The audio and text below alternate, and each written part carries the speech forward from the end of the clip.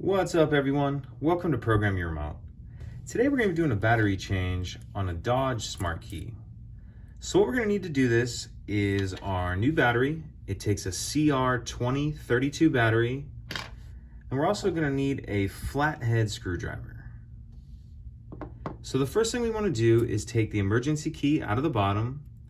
That's done by pressing and holding this button on the back, and then the key will pull out of there like that. And we'll just set that to the side.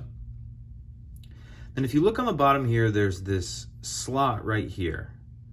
What you're gonna wanna do is take your flathead screwdriver, we're gonna put it in that slot, and then we're just gonna twist like that. So put it in, twist, and that'll help pop up the front like that. You can set that to the side, and now we see our actual battery here.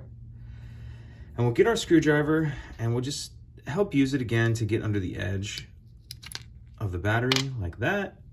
Take our new battery, and you want to make sure that you're putting this in plus side down. So we'll put plus side down, make sure it's in there. Put the front back on, squeeze it together, slide our emergency key back in, and that's it. Pretty simple.